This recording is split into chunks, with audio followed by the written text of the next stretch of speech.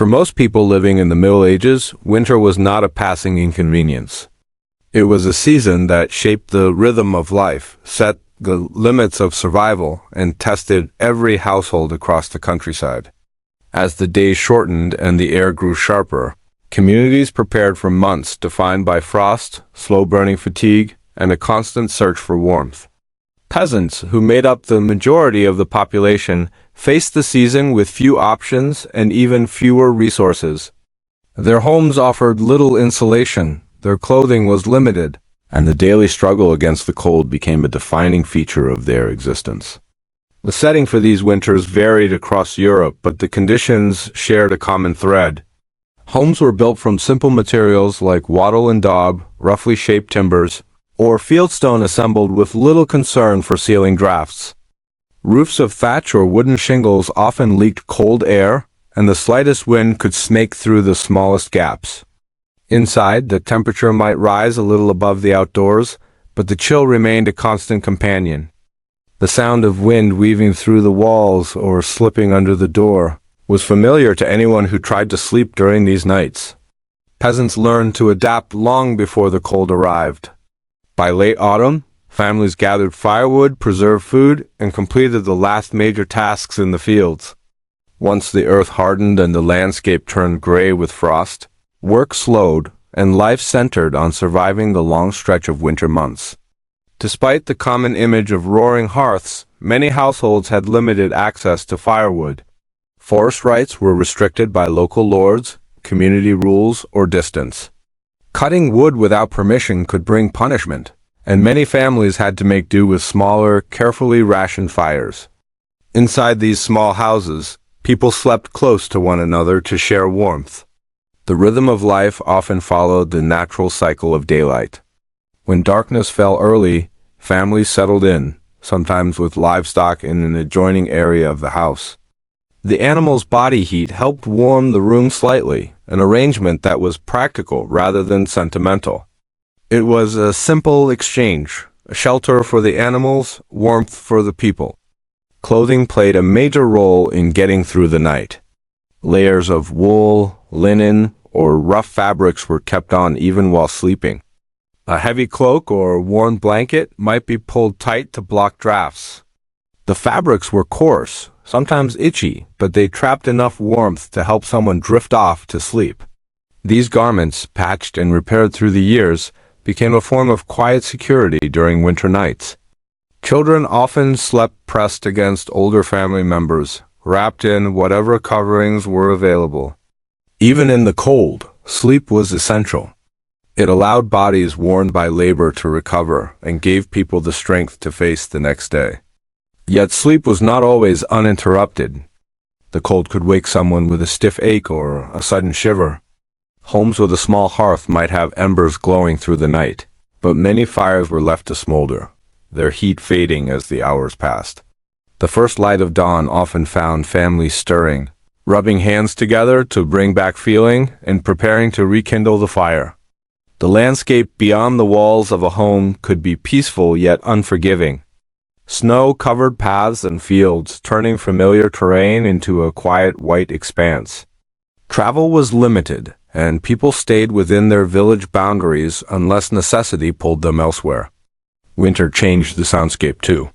Footsteps on frozen ground echoed differently. The usual activity of animals quieted. The world seemed suspended, waiting for warmer days. Peasants relied on more than just physical preparation.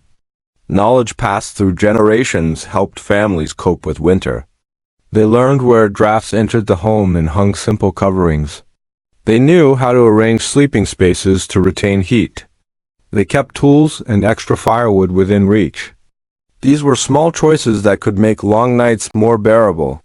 The memories of previous winters shaped present decisions, teaching which habits mattered most when temperatures dropped. There was also a communal aspect to winter survival. Villagers shared tasks when needed, and neighbors watched for signs of hardship. A child's cry in the middle of the night or smoke failing to rise from the chimney could prompt someone to check in. In many communities, winter reinforced the bonds that held people together. It was understood that hardship was universal and cooperation often meant survival for everyone. As the season wore on, the cold weighed on people both physically and mentally. Daily routines changed. Food supplies grew tighter. The body adapted to the colder temperature inside the home, but the effort of staying warm remained constant. Even simple tasks required patience. Hands stiffened quickly, and breath formed thin clouds with every word. Yet life continued. Families told stories, mended clothing, and maintained tools by the glow of a dim fire. Winter encouraged a slower pace, creating moments of stillness that rarely existed in warmer months. The daily reality of sleep during medieval winters reveals much about the resilience of the people who lived through them. Their survival depended on simple materials, shared warmth, and habits shaped by necessity. The cold was not an enemy they could defeat. It was a condition they navigated with method, routine, and a steady acceptance of hardship. The rhythm of these nights, defined by shivers, shared blankets, and carefully rationed fires, became a quiet testament to their endurance. Understanding this experience helps us see the Middle Ages from a different angle. It moves past the grand events often associated with the period and focuses instead on the lived reality of ordinary people. Their struggle against the cold was not dramatic, but it was constant, shaping their bodies, their homes, and their sense of community.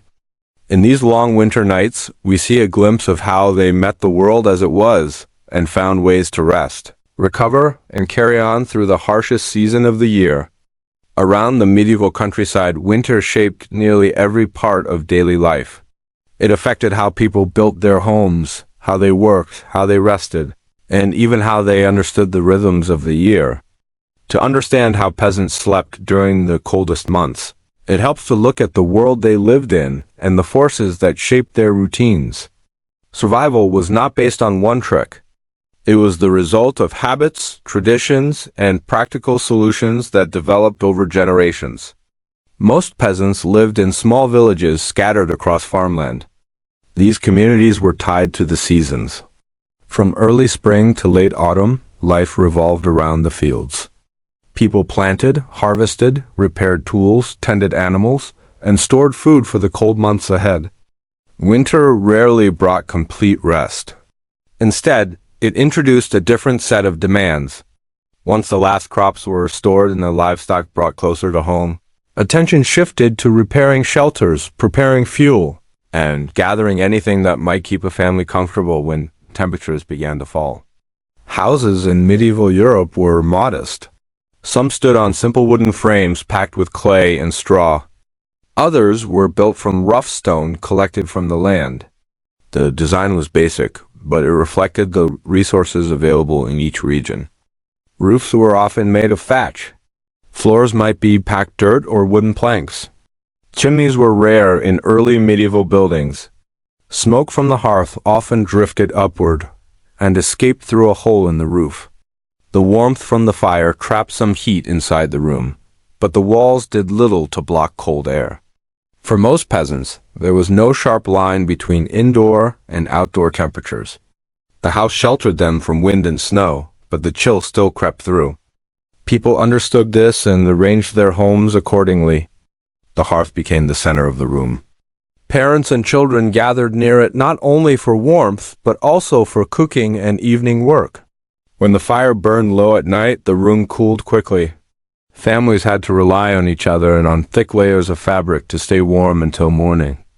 Winter also influenced the social life of a village.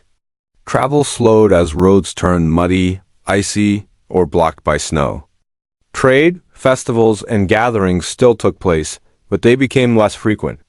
Villagers stayed close to home and moved carefully when venturing outside. The cold shaped the way people interacted. Neighbors shared resources when possible, especially if someone faced hardship.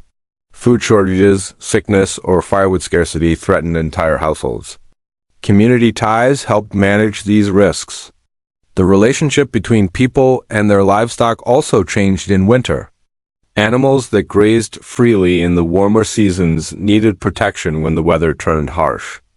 Many homes included a space where the family kept sheep, goats, or cows during the coldest nights. This was not unusual or considered strange. It was a practical decision. The animals stayed safe, and their presence added a small amount of warmth to the room. A stable or small barn might stand beside the house, but when temperatures dropped, keeping animals close made sense. Winter altered the work schedule, but it did not remove responsibility. Men and women still tended animals, collected water, chopped wood, mended tools, spun yarn, and repaired clothing. These tasks helped maintain the household. Many activities required daylight, so work followed the sun. People rose late in the morning when the sky grew bright and settled down soon after dark. Without clocks, the pace of the day came from nature itself. Food was a constant worry during winter. Crops stored in autumn had to last until the next harvest. Houses held sacks of grain, pots of dried beans, smoked meat, and preserved vegetables. Some families kept a small supply of herbs and remedies for sickness. Oil lamps or simple candles provided light, but people used them sparingly to save resources. The colder the winter, the more careful families became about stretching their supplies. Sleep shaped the nightly routine. In warmer months, people often slept in shorter stretches because of long work days and early morning tasks. Winter encouraged longer rest. Nights were long and quiet. Homes darkened naturally once the fire dimmed, and families prepared to sleep. Bedding was simple. A straw mattress might be covered with wool blankets, old cloaks, or sheepskins. These layers added warmth even when the air felt icy. Families usually slept together. This practice kept everyone warmer, especially children and the elderly. In some areas, people followed a pattern known today as segmented sleep. They went to bed soon after dusk, slept a few hours, woke briefly in the middle of the night, and then returned to bed until morning. During this quiet break, they prayed, tended the fire, checked on animals, or spoke softly with one another. This rhythm came naturally once darkness claimed most of the evening hours. It reflected a world without artificial light, where people shaped their rest around the natural cycle of night and day. Winter also influenced health. The cold could worsen sickness, and limited sunlight affected mood and energy. People understood these challenges even without modern science. They ate warm meals when possible. Thick soups, bread, and porridge brought comfort and nourishment.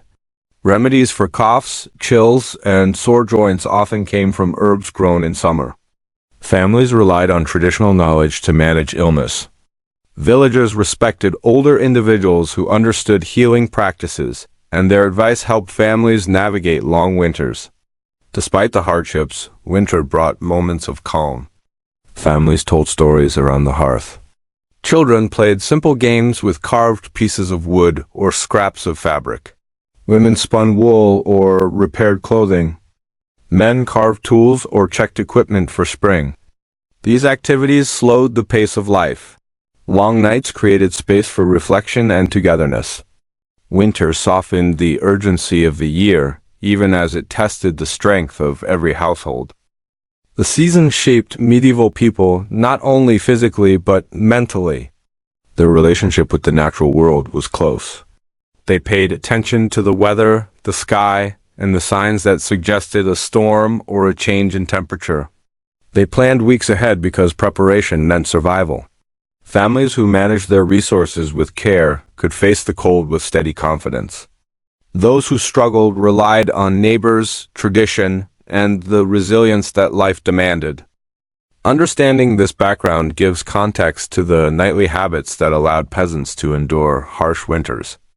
Their methods developed from necessity, shaped by experience, and handed down from older generations. Each choice, from the way a house was built to the way a family arranged their bedding, played a part in surviving the coldest months of the year. These details reveal a world where resilience grew from simplicity, cooperation, and careful preparation. In most medieval villages, a peasant's home was more than a shelter. It was the center of family life, a workspace, a storage room, and the only defense against winter cold. The way these houses were built shaped how people slept, how they stayed warm, and how they used every corner of their space. Understanding their design helps explain why winter nights felt so long and why families developed specific habits to endure them. Most homes began with a simple wooden frame. Builders used what was available nearby, usually timber from local forests. Walls were often filled with wattle and daub. This meant weaving thin branches together and coating them with a mixture of mud, straw, and sometimes manure. Once dried, this created a firm surface, though not a perfect barrier against wind. In some regions, where stone was easier to gather, houses were made from fieldstones stacked together without much refinement. Both styles kept out rain and snow, but allowed drafts to move freely inside. Roofs were usually made of thatch, a thick layer of straw or reeds tied tightly in place. Thatch created decent insulation for its cost in materials, but it required upkeep. Gaps could form, letting cold air enter. In some areas, wooden shingles or turf roofs appeared, but those were less common for poor families. Whatever the style, a winter storm could test its strength. Heavy snow pressed down on the structure, and wind rattled the roof, creating constant noise through the night. Floors inside the home were packed dirt. Families swept them daily, but the surface stayed cool through winter.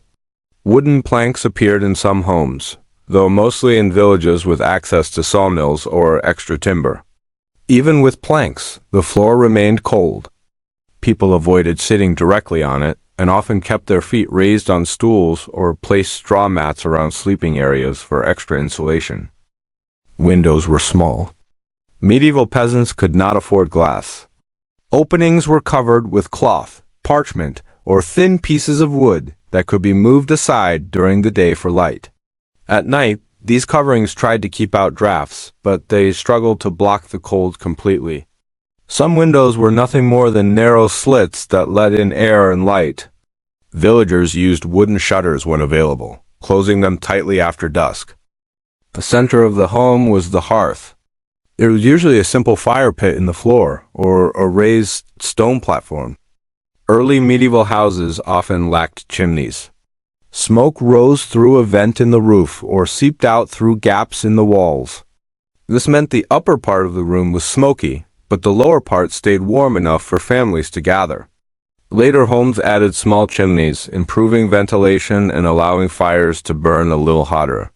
Even so, fuel was scarce and fires were rarely large.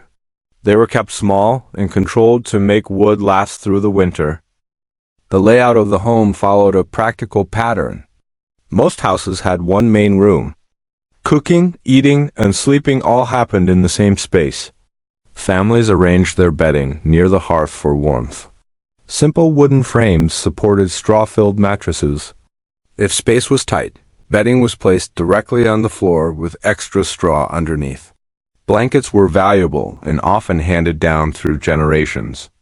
Wool was common, but many poor families relied on patched fabrics, cloaks, and animal skins to keep warm.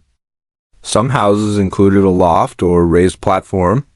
This small upper area, supported by beams, was used for sleeping or storing food. Heat from the fire rose upward, making the loft slightly warmer than the rest of the house. It was common for older children or parents to sleep there while younger children stayed closer to the fire. The loft also provided distance from animals kept inside during the winter months. Livestock played an important role in winter heating. In many villages, families kept sheep, goats, or cows inside the home or in an attached structure. Not all households had this arrangement, but in harsh climates it became common. The warmth from the animals helped raise the temperature of the room. The animals benefited from protection against cold and predators. This shared space created a mix of sounds and smells, but peasants accepted it as part of winter life. Storage areas were built with winter in mind. Hooks on the walls held tools, dried herbs, and small bags of grain. Pots hung near the hearth to keep food warm or dry. In some homes, a small pantry or side room stored vegetables, salted meat, and preserved foods. The cold helped prevent spoilage, but the temperature still fluctuated. Families watched their supplies closely and checked them daily. Lighting inside the home came from the fire, small oil lamps, or candles made from tallow. Light was dim, and people used it sparingly. At night, the fire's glow was often the only source of illumination. Shadows filled the corners of the room, and the flicker of flames shaped the rhythm of the household. This quiet, low light encouraged early sleep and made the room feel smaller and more enclosed. Walls often held signs of ongoing repair. Cracks were patched with mud. Gaps were stuffed with straw or cloth scraps. During autumn, families inspected the structure for weak points before the worst of the cold arrived. Even with preparation, winter exposed new problems. A sudden draft, a fallen section of thatch, or a leak after heavy snow required quick attention. The size of a peasant's home reflected the size of their family. Many houses sheltered 5 to 8 people, sometimes more when relatives stayed through the winter. Privacy was limited. Everyone shared the same air, the same warmth, and the same hardships. But this closeness created cooperation. Each person played a role in keeping the home secure, the fire lit, and the sleeping area warm. Every part of the home worked toward one purpose during winter: survival. The design was simple, but it carried the weight of centuries of knowledge. People built their houses to match their resources and their needs. They understood how wind moved through the village where snow collected and how to use the landscape for protection. Homes reflected this experience. Nothing was built without reason, and nothing inside the house was wasted. As winter tightened its grip, these modest structures became the front line against the cold. The limits of the architecture shaped how people lived, how they slept, and how they adapted. With their simple materials and practical layouts, these homes tell a clear story of resilience. They show how medieval peasants used every part of their environment to endure the coldest season with the little they had. Winter changed the rhythm of life in every medieval village. People adjusted their days around daylight, temperature, and the need to conserve energy. The routines may seem simple today, but each action helped families make it through months of cold with limited resources. Most mornings started late. Without clocks, people relied on the sun, and winter sun rose slowly. Houses were cold when families woke up. The fire, left to burn down overnight, needed attention. Someone added dried wood, stirred the embers, and brought the room back to life. This was usually the first task of the day because nothing else could begin until the hearth was burning again.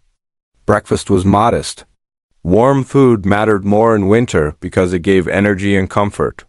Families ate porridge, bread softened with warm water, or leftover stew from the night before. They ate together since it helped everyone plan the day. Once fed, each person moved to their responsibilities. Men, women, and older children all had roles, and winter made every task more careful and slower than usual. Fetching water was one of the hardest chores. Wells could freeze at the surface. Streams iced over. People carried axes or heavy sticks to break through the frozen layer before filling their buckets. The cold made this job tiring, but it had to be done daily. Water was needed for cooking, washing, feeding animals, and keeping the household clean. Firewood consumed much of the family's attention. Peasants rarely had unlimited access to forests. They followed village rules about where and how much wood could be gathered. Many families collected brush, dead branches, and small twigs rather than cutting large trees. This work continued through winter. If the woodpile grew low, someone had to make another trip, even in bad weather. Without wood, the fire could not stay alive, and the home would freeze quickly. Animals shaped the daily routine as well. Even when kept inside or in attached shelters, they needed feeding, watering, and cleaning. Cows, goats, and sheep added warmth to the home, but they also added daily work. Children often helped care for animals during winter, since fields lay dormant. The family relied on milk, wool, and manure, so the animals' health mattered throughout the season. Clothing played a steady part in survival. People layered wool, linen, and fur. During the day, villagers kept on most of these layers indoors. Houses were cool, even when the fire burned. Only during work that produced heat, like chopping wood or tending livestock, Did people loosen their clothing? Parents watched children closely to prevent illness since winter colds spread easily in tight living spaces. Work inside the home grew more important in winter. Women repaired clothing, spun wool, made thread, and patched blankets. Men sharpened tools, fixed wooden handles, and carved simple items for farming. Since winter limited outdoor labor, these jobs kept the household ready for spring. The sound of tools, spinning wheels, and quiet conversation filled long afternoons. Food management was a constant part of daily life. Families checked their stores of grain, beans, onions, salted meat, and dried fruit. Meals were planned carefully so nothing went to waste. People cooked large pots of soup or porridge that could last the whole day. Herbs hung from the walls were used for flavor and simple remedies. Children learned early that winter food was valuable and needed to be treated with care. Light faded early, and families adjusted. Once the sun dipped below the horizon, people prepared for the long evening. Lamps and candles were expensive, so they used them lightly. Most households relied on the fire for light. Its glow created a natural boundary to the day. Children finished chores before dark. Adults set aside work that required good visibility. The home quieted as the night settled in. Social life changed too. Winter brought people closer together. Neighbors visited less because the cold made travel harder, but when they did come, it was meaningful. Families shared food, news, and help. If someone had a shortage of wood or food, others in the village stepped in. Survival was easier when people supported one another. Before bed, families prepared the room for sleep.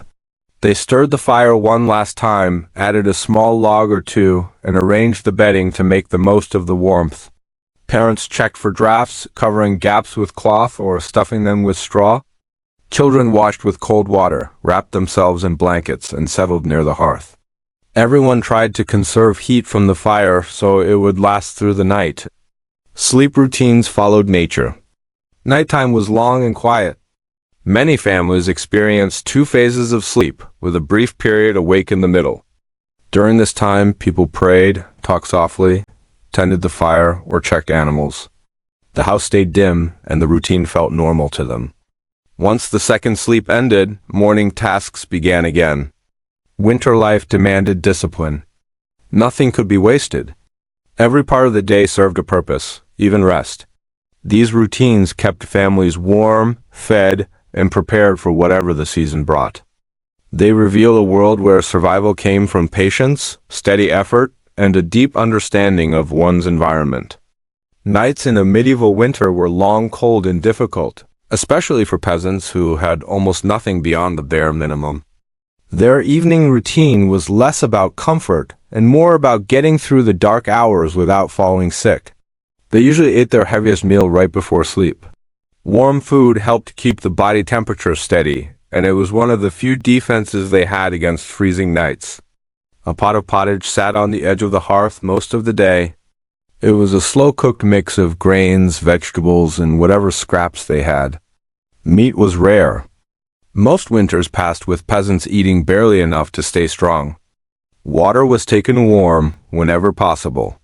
Drinking cold water could chill the body quickly, so they warmed it on stones near the fire. Some even drank weak ale because it stayed warmer and felt heavier in the stomach. After eating, the family moved closer to the fire one last time. They rubbed their hands and feet, dried their clothes, and warmed stones wrapped in cloth. These stones were carried to the sleeping area and placed near the feet under the blankets or hay. Before lying down, they checked for drafts. Gaps in walls or shutters were blocked with cloth, straw, or mud. Even a small cold wind through a crack could make the whole night miserable. Some homes kept a small animal inside, not only for safety but for the little heat they produced. The last step was settling into bed. It wasn't a soft mattress.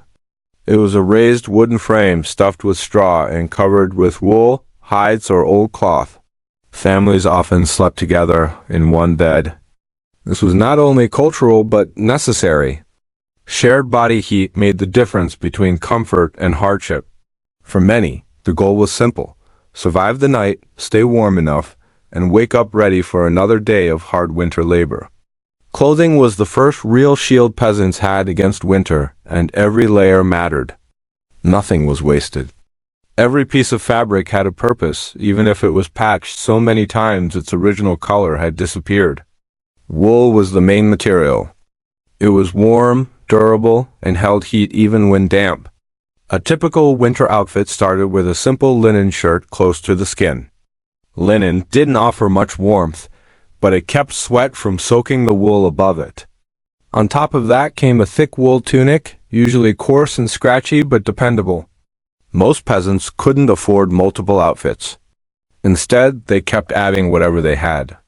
Old sacks were turned into makeshift cloaks. Frayed shawls became scarves. If a garment tore, it was repaired over and over until it barely held together. Their outer cloak was their most important piece. It hung heavy on the shoulders and trapped warm air inside. Many peasants slept with it on, especially during bitter nights. Cloaks also served as blankets when families had nothing else. Footwear was another constant challenge. Leather shoes were worn thin by daily work, and winter made them even harder to maintain. People stuffed them with straw for insulation. The straw absorbed moisture and was replaced often. Some wrapped their feet in cloth before putting on shoes, adding one more layer of protection. Head coverings were essential. A wool hood or cap stopped heat loss more than anything else they wore. Medieval people understood this instinctively. A warm head meant a warmer body. Clothing wasn't fashionable. It was practical, worn for survival rather than appearance. Every stitch, every patch, and every scarf added a little more protection from a winter that didn't forgive carelessness. For medieval peasants, fire was the center of the home, the primary source of heat and a tool for survival during the harshest winters. Its management defined daily life and determined how comfortably or uncomfortably families endured the cold. Most households relied on a simple hearth built into the center of the main room. Early medieval homes lacked chimneys, so smoke escaped through a hole in the roof or drifted out through gaps in walls. The fire was small and carefully maintained. Large flames were rare. Wood was precious, and a roaring blaze could be gone in hours. Families had to balance warmth with conservation, ensuring embers lasted long into the night. Fuel was gathered throughout autumn and early winter. Peasants cut branches, collected dead wood, and sometimes traded for additional wood when village rules limited forest access. Each household carefully rationed its supply, knowing that shortages could mean freezing nights or hunger. The process of splitting, drying, and stacking firewood was itself a daily task that continued even as snow fell. Hearth placement was intentional. By situating the fire centrally, warmth radiated outward, reaching sleeping and working areas. Families gathered close, positioning beds, benches, and mats to capture as much heat as possible. Stones placed near the fire were heated during the day and carried to sleeping areas at night, providing additional warmth under blankets or straw bedding. Livestock also contributed to warmth. Animals kept in attached shelters or even inside the home added a few degrees to the air temperature. While the arrangement was not luxurious and came with smells and noise, it offered practical benefits. The combined heat of humans and animals made sleeping through long nights slightly more bearable. Simple household adaptations helped reduce the chill. Thick curtains of cloth or animal hides were hung over doors, and gaps in walls were stuffed with straw or rags. Bedding was layered strategically. Straw mattresses, wool blankets, and warm cloaks all combined to trap heat. Families often slept together, sharing body warmth as a natural defense against frost. Even with these measures, nights were rarely comfortable. Cold drafts, damp floors, and the limits of fuel meant that peasants endured long stretches of discomfort. Yet these adaptations demonstrate the ingenuity and practical knowledge accumulated over generations. Every choice from fire placement to layering of bedding was a calculated effort to survive the coldest months of the year. The combination of fire management, household arrangement, and close coordination within families created a rhythm to winter nights. Survival was not accidental. It was the result of observation, preparation, and careful daily effort. These strategies allowed peasants to endure winter without the modern comforts of heating or insulation, relying instead on their own resourcefulness and shared warmth. Winter brought more than cold. It magnified the risks of illness and physical hardship. For medieval peasants, survival depended on staying healthy despite limited resources. Exposure to freezing air and the challenges of living in close quarters. Respiratory illnesses were common. Cold, damp air seeped into homes, especially through gaps in walls, roofs, and floors. Children and the elderly were particularly vulnerable. Coughs, fevers, and chills often spread quickly within a household. Without modern medicine, families relied on traditional remedies, herbal teas, poultices, and the knowledge passed down by elders who understood which plants could soothe ailments. Even simple measures like keeping children wrapped in wool or adding extra bedding were considered protective. Malnutrition increased vulnerability. Winter food supplies were often limited to dried grains, root vegetables, salted or smoked meat, and preserved dairy. Fresh produce was scarce, reducing vitamins and minerals essential for health. Peasants had to ration carefully, and any miscalculation could weaken a body's ability to fight infections. Daily planning around meals was as much a matter of survival as of sustenance. Physical labor, even during cold months, placed additional stress on the body. Chopping wood, tending to livestock, and hauling water demanded energy. Cold muscles and icy surfaces made accidents more likely. Sprains, bruises, and cuts could become serious if left untreated. Families often improvised splints, bandages, and poultices, relying on available herbs and knowledge of how to immobilize injuries. Sleep was critical, not only for warmth but also for recovery. Poor sleeping arrangements, drafts, and insufficient bedding increased fatigue and lowered resistance to illness. Families developed routines to maximize warmth, sleeping together, layering blankets, and placing heated stones near the feet. Despite discomfort, these practices helped prevent serious health decline over the long winter months. Sanitation was another concern. Limited water and cold conditions reduced opportunities for cleaning. Clothes and bedding were washed infrequently, allowing lice and other pests to thrive. Families combated these issues through regular brushing, airing out bedding near the fire, and using natural deterrents like herbs and ashes. Though hygiene standards were far from modern, these efforts minimized the worst consequences of winter living. Mental strain also affected health. The isolation of long winter nights, fear of illness, and concern for scarce resources created psychological pressure. Storytelling, prayer, and quiet conversation around the hearth helped alleviate stress, reinforcing both family bonds and resilience. Social cohesion became a form of health protection, as cooperation within households ensured that basic needs were met. In addition to personal health, winter imposed environmental hazards. Heavy snow, icy roads, and frozen water sources increased the risk of injury. Villagers adapted by limiting travel, working in teams, and preparing routes in advance. Those who underestimated the dangers sometimes faced serious consequences, underscoring how survival depended on vigilance and experience. Through careful planning, communal support, and practical knowledge, peasants managed the hardships of winter despite harsh conditions. Their strategies balanced physical endurance with resource management, showing a deep understanding of both the environment and human limitations. Every effort, from food rationing to careful sleeping arrangements, contributed to survival in an unforgiving season. Winter in medieval peasant life was not only a struggle for warmth and survival, but also a time marked by cultural practices, rituals, and traditions that helped families cope with the long, dark months. These activities offered structure, comfort, and a sense of continuity amid harsh conditions. Seasonal festivals shaped the early winter. Celebrations like Yule or other local feasts provided opportunities for social gathering, storytelling, and ritual meals.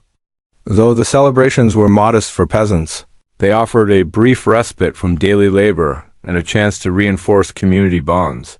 Food prepared for these occasions, porridge with dried fruits, roasted root vegetables, or preserved meats, was both practical and symbolic, reminding villagers of abundance even in scarcity. Daily rituals also included prayer and spiritual observances. Families often recited short prayers before meals or bedtime, asking for protection from illness, cold, or misfortune. These practices were not merely superstition. They provided psychological comfort and a sense of control over an unpredictable season. In some regions, small charms, herbs, or protective symbols were placed near sleeping areas or hearths to ward off misfortune. Crafting and handiwork took on both functional and symbolic roles. Women spun wool, knitted, or repaired garments, often passing down techniques and patterns tied to local tradition. Men carved tools, repaired wooden structures, or made simple decorations. These activities reinforced cultural knowledge and provided a tangible sense of purpose during long winter nights, reducing anxiety and monotony. Storytelling was central to peasant culture during winter. Around the hearth, elders recounted local legends, family histories, and moral tales. Stories often contained lessons or practical advice, preserving knowledge about the land, survival techniques, or social norms. These narratives were a form of informal education, ensuring that younger generations learned both survival skills and cultural identity. Seasonal changes also dictated work-related rituals. Before the frost set in, families performed tasks intended to protect livestock and crops. Animals were brought indoors or to shelters. Food stores were inspected. Tools were repaired and arranged for easy access. These practices were repeated each year, creating a rhythm and predictability that helped manage the uncertainty of winter. Health-related practices were embedded in cultural knowledge. Herbal remedies, poultices, and other traditional treatments were applied according to long-established methods. The selection of herbs often reflected both experience and cultural beliefs about protection, healing, and purification. Applying these remedies reinforced a sense of agency over the challenges posed by winter. Evening routines incorporated light, warmth, and sound. Fires were tended with care, small lamps provided dim light, and families gathered in ways that maximized both comfort and communication. These habits became ritualized. Specific tasks were performed at the same time each evening, from stirring the fire to arranging bedding, creating predictability in an otherwise unpredictable season. Community rituals extended beyond the household. Villagers sometimes collaborated to repair shared structures, such as bridges, fences, or communal ovens, before the full winter set in. Mutual aid during these tasks reinforced social cohesion and trust, ensuring that no household faced the season entirely alone. Through these practices, medieval peasants integrated survival with culture. Rituals and traditions were not distractions, but essential tools for coping with cold, isolation, and uncertainty. They shaped daily life, reinforced social bonds, and provided continuity, creating a winter experience that balanced practical needs with the human need for order, meaning, and community. Medieval peasant life was never truly solitary, and winter amplified the need for cooperation. Harsh conditions forced families to rely on one another for survival, creating a network of mutual support that extended beyond immediate households. One critical aspect of winter survival was the sharing of resources. Firewood, food, and tools were often pooled within the village. If one family had extra wood, it might be loaned or shared, with the expectation that it would be reciprocated later. Grain and preserved foods were occasionally exchanged, particularly if a household faced unexpected shortages or illness. These exchanges were both practical and socially binding, reinforcing trust among neighbors. Work was also communal. Villagers often banded together to gather firewood, repair roofs, or maintain fences and barns. Heavy snow made travel and labor difficult for individuals, but collective effort ensured that essential tasks were completed. During such activities, knowledge and experience were shared, teaching younger members how to manage winter's demands efficiently. Communication and vigilance played another key role. Families watched for signs of illness, malnutrition, or accidents among neighbors. Visiting a sick or vulnerable household to bring warm food or check on the fire was a common practice. Such acts of care strengthened social bonds while addressing practical survival needs. Seasonal tasks, like preparing livestock shelters or storing winter crops, were rarely done in isolation. Groups of villagers coordinated timing and labor to ensure everyone could secure their resources before conditions worsened. These cooperative efforts minimized risk and prevented the waste of scarce materials. Children also contributed to the communal effort. They assisted with feeding animals, carrying water, and delivering small messages or goods between households. Through these responsibilities, younger generations learned not only practical skills, but also the value of shared effort and interdependence. Religious and cultural gatherings reinforced cooperation as well. Festivals, market days, and church events provided opportunities for exchange of information, resources, and labor. Even during the coldest months, these interactions fostered a sense of belonging and shared purpose, reminding peasants that survival was a collective endeavor. Community support extended to shared knowledge of coping strategies. Techniques for insulating homes, preserving food, or managing illness were taught and passed down through observation and oral instruction. By pooling knowledge, the village became more resilient to winter hardships than any single family could have been on its own. In short, survival in the coldest months depended as much on social cohesion as on individual effort. Villagers adapted not only through tools, fire, and clothing, but also through collaboration, resource sharing, and mutual vigilance. These cooperative practices strengthened the social fabric, creating a winter environment where families endured hardship together rather than alone. Enduring the long, dark winters required more than physical preparedness. Peasants relied heavily on psychological resilience to cope with isolation, fatigue, and uncertainty. Mental fortitude was as critical to survival as food, clothing, and firewood. Routine provided stability. Families structured their days around practical tasks, feeding animals, tending fires, preparing meals, and repairing tools. Repetition created predictability, giving individuals a sense of control over an otherwise uncontrollable environment. Even small successes, like fixing a roof leak or preserving food for another week, reinforced confidence and reduced anxiety. Storytelling and oral tradition played a key role in emotional survival. Tales told around the hearth were not merely entertainment. They were lessons in perseverance, morality, and clever problem-solving. These narratives reminded listeners of human ingenuity and the possibility of overcoming hardship. Children, in particular, absorbed these lessons, learning how to think critically and adapt within their harsh world. Prayer and spiritual practices offered comfort and a sense of protection. Regular prayers before meals or bedtime provided reassurance and psychological grounding. They allowed peasants to focus on aspects of life they could influence while accepting the inevitabilities of cold, illness, and scarcity. Community interactions also strengthened resilience.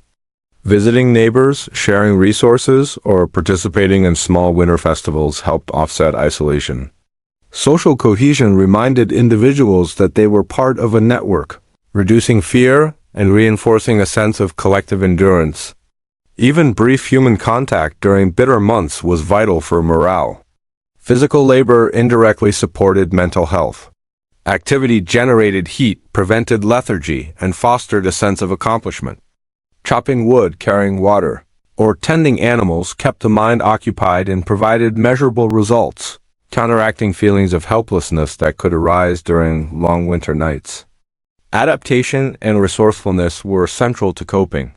Families developed small rituals, warming stones before bed, layering clothing strategically, or arranging sleeping areas near the hearth that provided immediate comfort.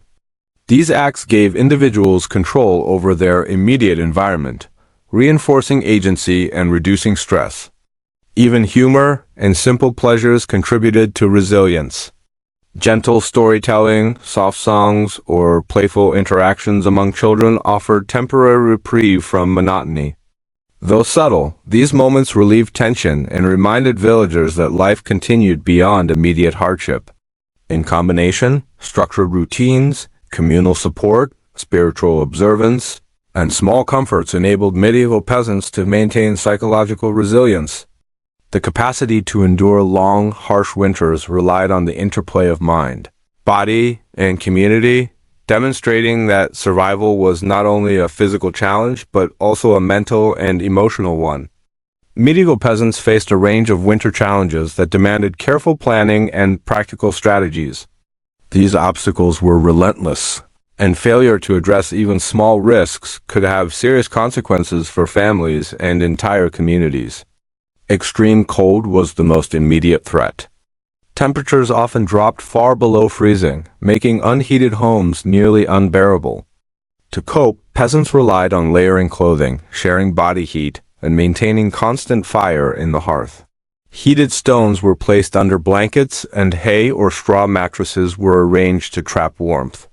These measures, though simple, were essential for survival during long, bitter nights.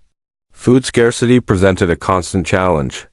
Winter limited access to fresh produce, forcing families to rely on preserved items such as dried grains, salted or smoked meat, and root vegetables. Careful rationing was necessary to ensure supplies lasted until spring. Families often rotated meals and monitored portions, ensuring that no one went entirely without. Knowledge of seasonal preservation techniques like salting, smoking, and drying was crucial. Illnesses and infections increased during winter. Cold, damp homes and close living quarters facilitated the spread of respiratory ailments, fevers, and digestive illnesses. Peasants relied on herbal remedies, warmth, and careful attention to hygiene, even with limited water. Knowledge passed down through generations helped minimize the most severe consequences, though many households still face serious health risks. Isolation compounded difficulties. Harsh weather made travel dangerous or impossible, cutting off households from neighbors or resources. In response, villages developed cooperative networks for checking on each other, sharing supplies, and providing assistance to those in need. Mutual aid became a survival strategy, reinforcing community bonds while reducing individual risk. Animal care remained critical. Livestock provided food, materials, and some warmth, but keeping them healthy in freezing conditions required daily labor. Feeding, watering, and maintaining shelters were non-negotiable tasks, and failure could threaten both survival and future economic stability. Families worked in tandem to ensure animals were protected and fed. Firewood management was another ongoing concern. Supplies could run low if the weather prevented collection or if storage methods were insufficient. Families balanced heat production with conservation, often keeping embers smoldering overnight to minimize fuel usage. Efficient use of limited wood was an essential skill, particularly during the coldest months. Travel hazards added another layer of risk. Snow, ice, and frozen streams made simple errands dangerous. Villagers adjusted by consolidating trips, working in pairs, and preparing paths to essential areas like wells, fields, or community ovens. Every journey was calculated, minimizing exposure to cold and injury. These challenges show that medieval winter survival depended on careful planning, practical skills, and community cooperation. Each strategy, from rationing food and layering clothing to monitoring health and aiding neighbors, was a deliberate response to harsh conditions. Winter was a test of endurance, but through knowledge, adaptability, and mutual support, peasants managed to survive season after season. While medieval peasants lacked modern conveniences, a variety of basic tools and technologies helped them endure the harshest winters. These items were not luxuries, they were essential for survival, allowing families to prepare food, stay warm, and manage daily tasks despite limited resources. The hearth itself was a central technology. Simple in design, it allowed peasants to cook, heat water, and maintain warmth. Some homes used iron grates or cauldrons, while others had open pits lined with stones to control fire more effectively. Placement in the home maximized heat distribution, and clever use of embers and heated stones extended warmth into sleeping areas. Cooking tools were also vital. Large wooden spoons, clay or iron pots, and simple ladles enabled families to prepare meals efficiently. Porridge, stews, and soups could be cooked slowly over low heat, conserving fuel while nourishing the household. Covered pots kept food warm for hours, which was especially important during long winter nights. Preservation tools allowed families to store food safely. Salt, smoke, and drying racks extended the life of meat, fish, and vegetables. Wooden barrels and ceramic jars held grains and liquids, protecting them from pests and moisture. Simple knives and cutting tools were essential for preparing preserved foods in daily meals. Textile tools played a crucial role in clothing and bedding. Spinning wheels, distaffs, and simple looms allowed women to produce yarn and fabric from wool and flax. Needles and awls enabled patching and repair, ensuring that garments lasted through multiple seasons. Each thread was a small investment in warmth and comfort. Water management tools supported hygiene and cooking.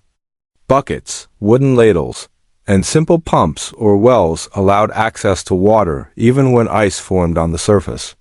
Families adapted by breaking ice, covering containers to prevent freezing, or using heated stones to warm water for bathing and cooking.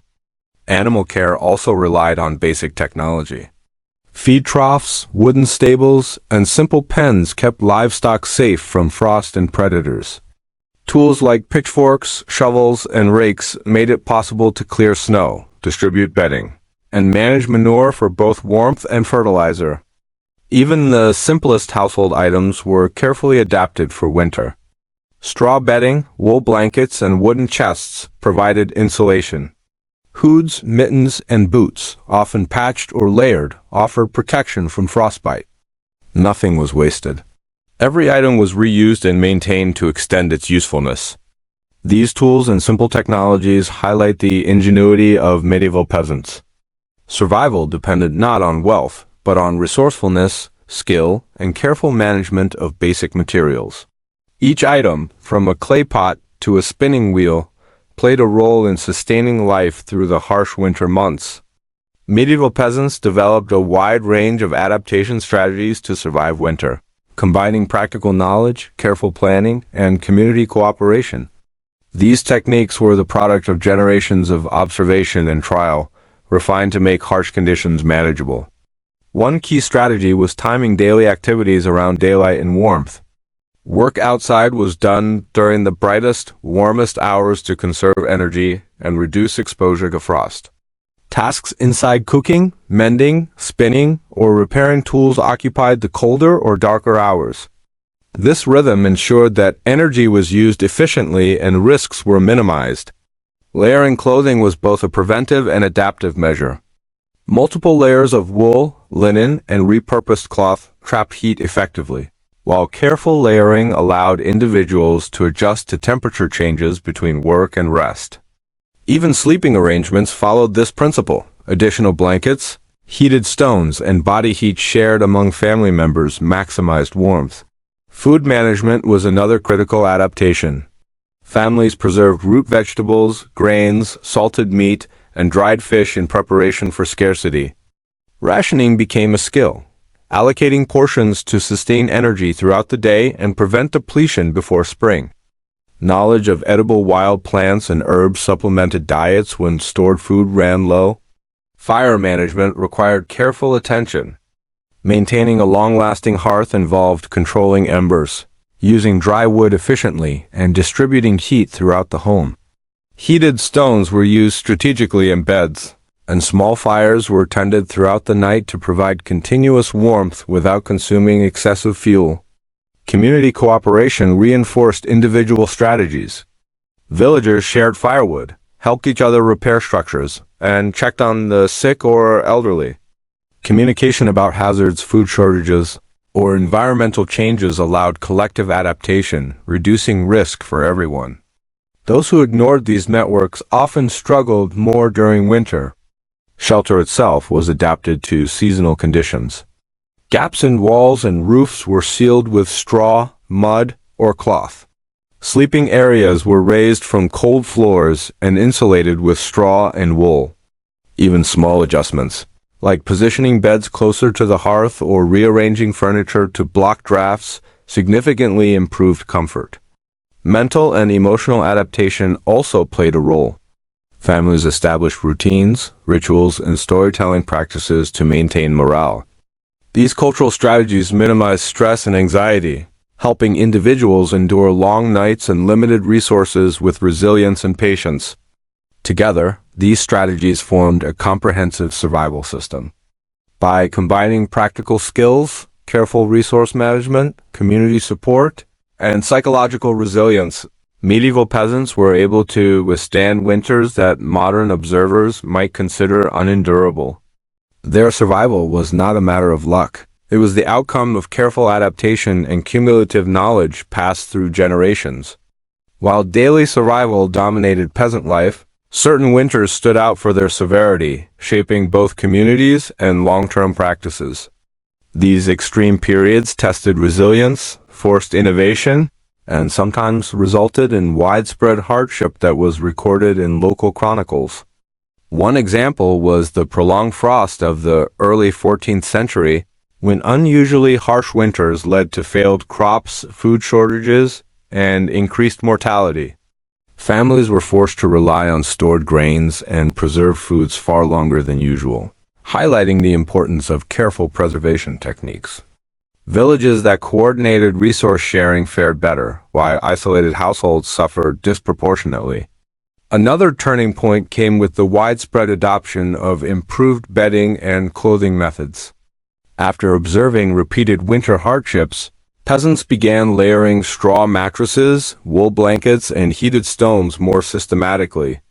Even small adjustments, like insulating walls with straw or cloth, had noticeable effects on warmth and survival. These practices became standard over generations, reflecting a gradual evolution in winter preparedness. Extreme winters also influenced agricultural planning. After periods of severe frost, peasants adjusted sowing times, diversified crops, and preserved more food in anticipation of future cold spells. These adaptations improved resilience and reduced the likelihood of complete failure during subsequent harsh winters. Social structures were affected as well. Communities that successfully weathered particularly difficult winters often strengthened internal cooperation, creating lasting norms of mutual aid. Villages that struggled sometimes saw migration or population decline, illustrating the profound impact of winter conditions on demographic and social patterns. Health outcomes shifted over time too. Repeated exposure to severe cold highlighted the value of layered clothing, adequate nutrition, and maintaining fires efficiently.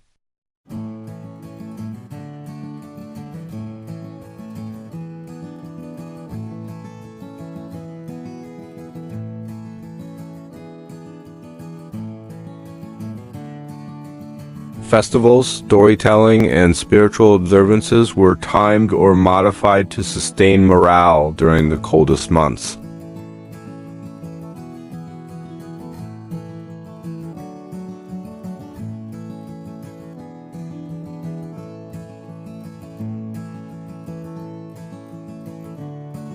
In some, certain winters acted as historical turning points, shaping peasant behavior, social cohesion, and survival strategies.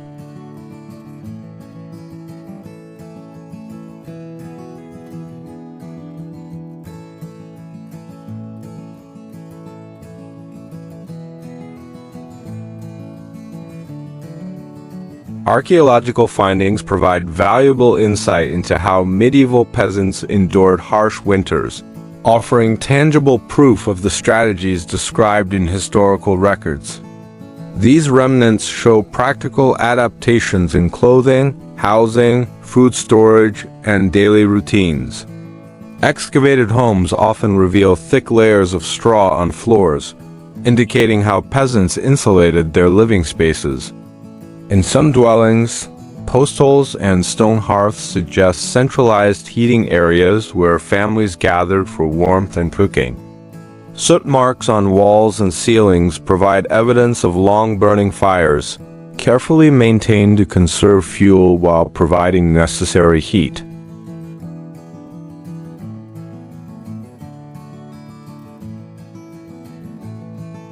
Spinning wheels, needles, and looms point to extensive textile work, producing woolen clothing essential for winter survival. Wooden containers, barrels, and ceramic jars indicate methods for storing food, grains, and liquids safely through the cold months. Even small objects, such as nettle pins or awls, were crucial for repairing clothing and maintaining everyday items. Remains of food provide insight into diet and preservation practices. Charred grains, salted meat fragments, and dried fish confirm reliance on stored provisions. Pits or cellars excavated at farmsteads showed deliberate efforts to protect food from frost and pests. These findings corroborate historical accounts of rationing and careful management of winter stores. Human remains also tell a story. Skeletal evidence shows signs of nutritional stress during winter months, such as ionanal hypoplasia or reduced bone density, reflecting periods of limited food availability.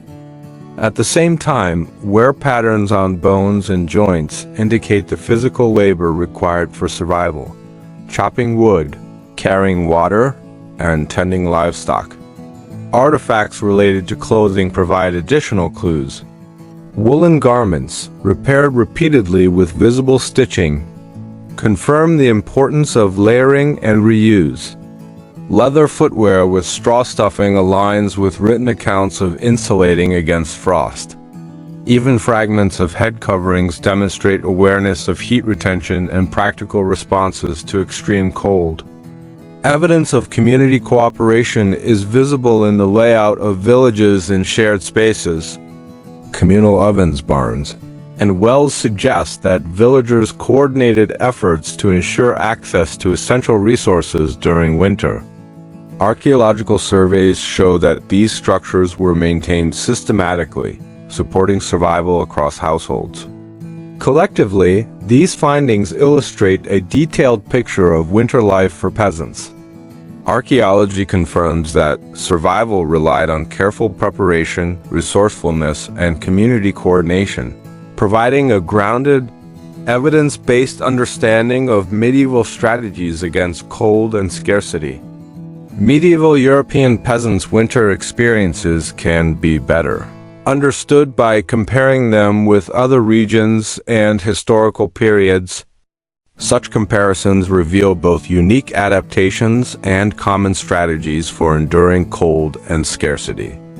In Northern Europe, peasants faced longer and harsher winters than those in southern regions. Scandinavian villages, for example, relied heavily on preserved fish, dense wool clothing, and semi-subterranean homes that conserved heat. These adaptations mirrored European practices, but were often more extreme due to longer nights and deeper snow. In contrast, Mediterranean peasants contended with milder winters and relied less on heavy insulation, focusing more on water management and limited crop protection. Comparing medieval peasants to earlier periods, such as Roman rural communities, highlights both continuity and change.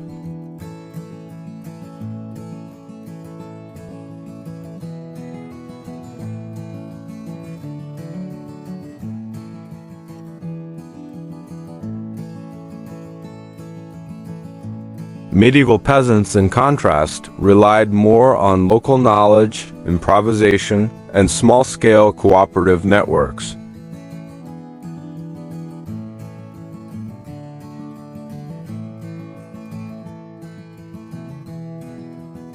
Improved stoves, glass windows, and more sophisticated insulation reduced the physical strain of cold months. Despite these innovations, many core practices, layered clothing, community cooperation, and careful food management remained consistent, illustrating the lasting efficacy of medieval methods. Comparisons with non-European societies also reveal similar principles adapted to local conditions. In Siberia, indigenous communities relied on fur clothing, communal shelters, and hunting strategies that mirrored the resourcefulness of European peasants. In North America, native groups used layered hides, shared labor, and winter storage techniques that ensured survival during extreme cold.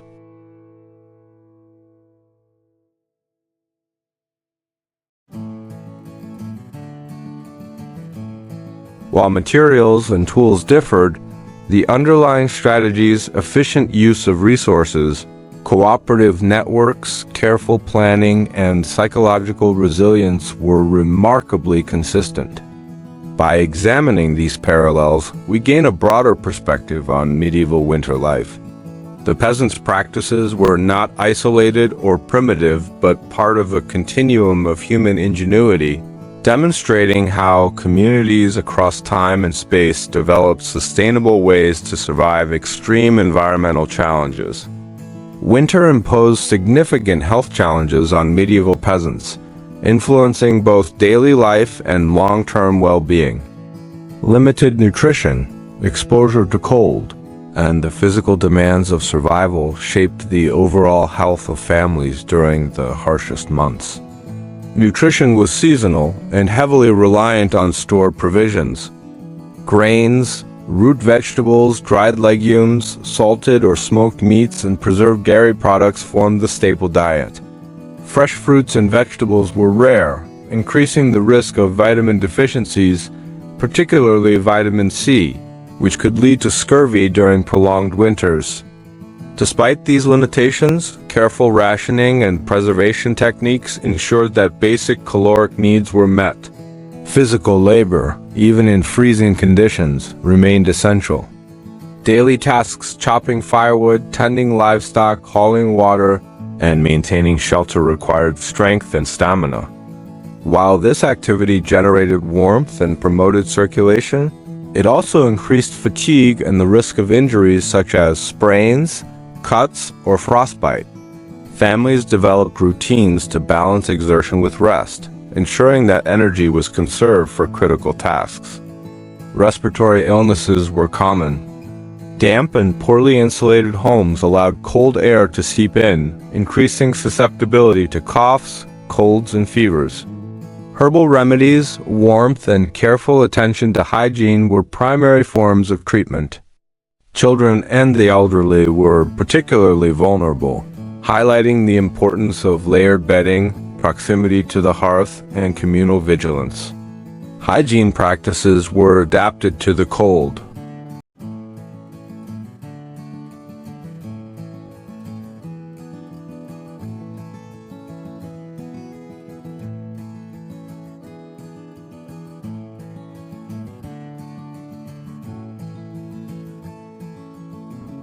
These small measures were critical in preventing disease spread within households.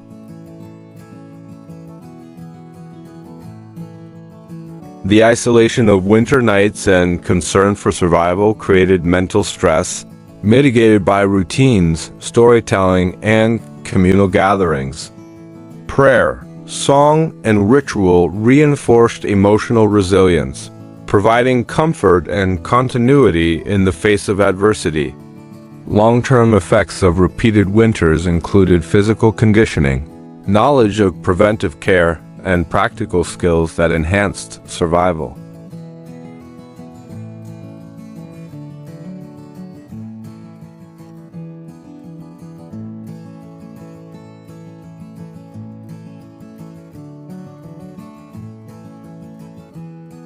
In sum, peasant health during winter was a combination of diet, physical activity, environmental management, and social support. Survival depended on maintaining both body and mind, illustrating the interconnectedness of nutrition, labor, hygiene, and emotional resilience in enduring harsh medieval winters.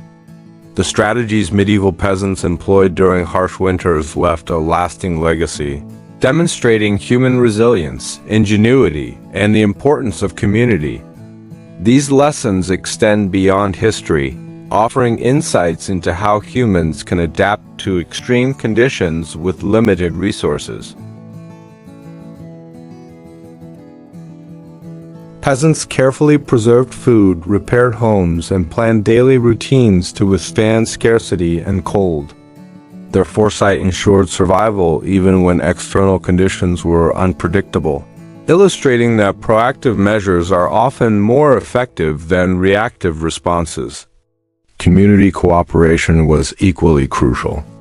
Shared labor, resource exchanges, and collective vigilance strengthened social cohesion, reducing individual risk and improving overall survival.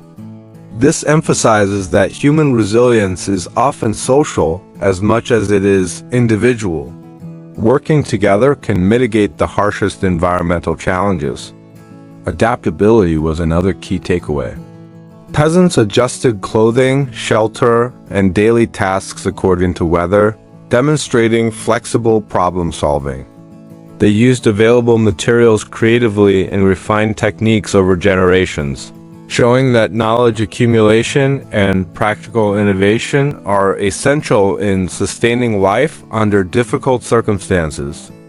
Cultural practices also contributed to survival. Storytelling, rituals, and routines helped maintain morale, psychological resilience, and a sense of continuity. These practices highlight the importance of mental and emotional well-being alongside physical survival, a principle that remains relevant in modern contexts of stress and isolation. Comparisons with other regions and eras reveal that these lessons are not unique to medieval Europe. Communities across the globe have relied on preparation, cooperation, and adaptability to endure extreme winters. Understanding these parallels enriches our appreciation of human ingenuity and highlights shared strategies that transcend geography and time. Finally, the medieval experience reminds us of the importance of resource management. Every item, from food to clothing to firewood, was conserved and reused efficiently. This principle resonates today, emphasizing sustainability and mindful use of limited resources as vital for survival and long-term resilience. In conclusion, the legacy of medieval peasants' winter survival extends beyond mere endurance. It embodies preparation, collaboration, adaptability, cultural continuity, and sustainable living. These lessons offer timeless guidance on how humans can thrive even in the most challenging environments, underscoring the ingenuity and perseverance that have defined societies throughout history.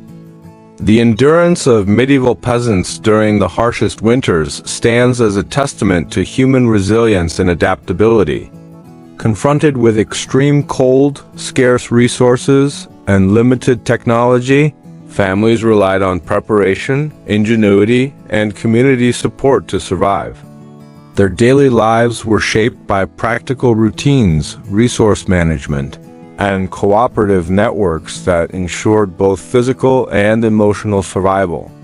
Through careful preservation of food, layered clothing, and efficient use of hearths, peasants transformed otherwise inhospitable conditions into manageable challenges.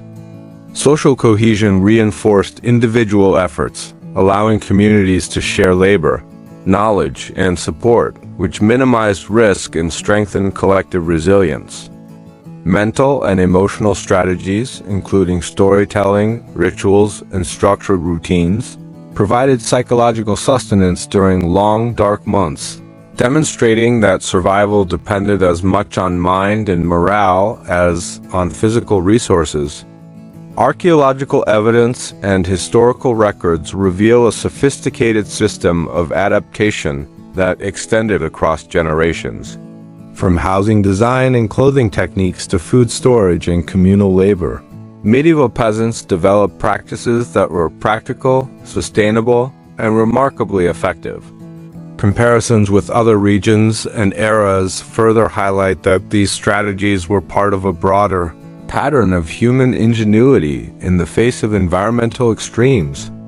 Reflecting on their experience, it becomes clear that survival in medieval winters was a multidimensional challenge, encompassing physical, social, and psychological components.